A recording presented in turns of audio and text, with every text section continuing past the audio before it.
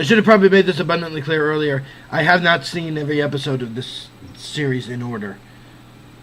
About after the 14th episode is when I started. Well, the 14th episode, the first 14 episodes, I saw all out of order. In the most part. The last episode I saw, the 14th, was the 7th one they aired.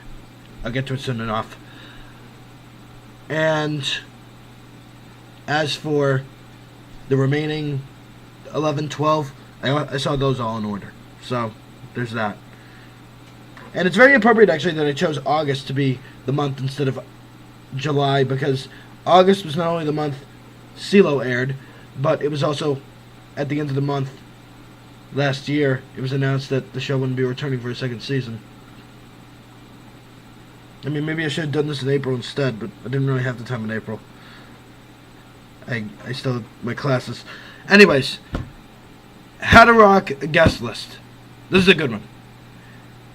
I saw it after I saw. This was the second episode I saw of the series. And I wasn't all that largely receptive toward it the first time. There are a lot of these episodes I weren't receptive toward the first time. That I actually really liked it next time. On future viewings, I liked it more. Granted, there are a lot of episodes that are better now. So, it's still good quality, though. Here's the plot. Justin Cole, the most popular guy at school, he's inviting a lot of the kids to a party he's holding that weekend. He wants to invite Casey, but Casey doesn't believe she's worthy to go because she's no longer a perf, she's no longer popular. So she says she won't go because her friends aren't popular and she won't go without them, and he agrees to let them come. So then she puts the pressure on them to be able to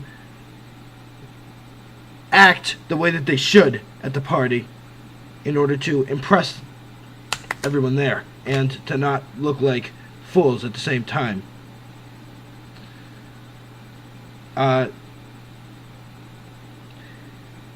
so then they're kind of stressed by the pressure, and Stevie doesn't even want to go at all, but then what convinces her is the fact that she realizes Justin's interested in her, and she wants to. She's developed interest in him too, as it turns out. Forgive me, I am giving my direct attention to you guys. So she does decide to come as a result of that, and so then Casey has her dress up like her in order to be able to avoid making any mistakes as herself and look good. So the Stevie part of the episode is really interesting because it's the idea of be yourself. Don't try to act like something you're not to impress someone. Try and find out if they are impressed or they like you for who you are. That kind of thing. And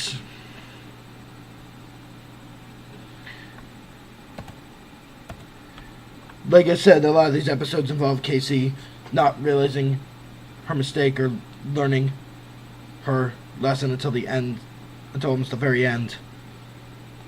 So, there's that, but at the same time, there's something to admire about the way in which the comedy is set up in the episode, because there's the cardboard cutouts scene. That's pretty funny, even though it's Nelson and Kevin and the way that their personalities act. I gotta admit though, Noah Crawford and Chris O'Neill, they have fun with their roles. They don't treat them too seriously, I suppose. Well, that's the thing. Although that's the thing that sometimes wouldn't make them work. You gotta know when to treat your role seriously, and at the same time, when not to treat it seriously. And that's how I feel anyway. along with that,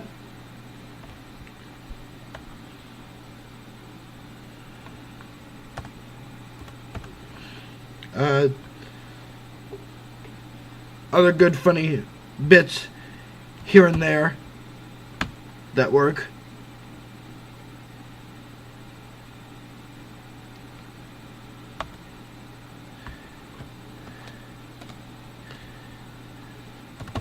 And there's stuff to admire here.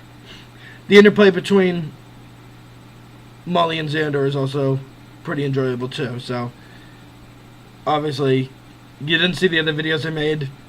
I'm a supporter more of Zolly or Mander, which is the ship for Molly and Xander, rather than the more popular one, Zeevee, which is Xander and Stevie.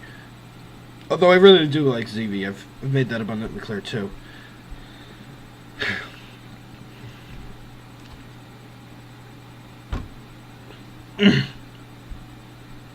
And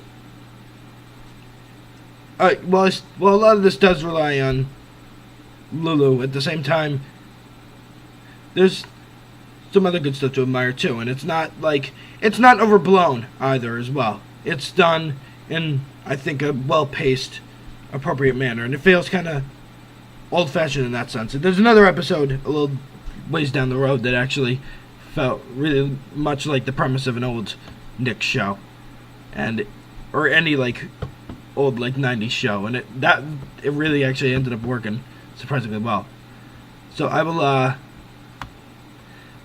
that's the end of this one. I will catch you with the next one.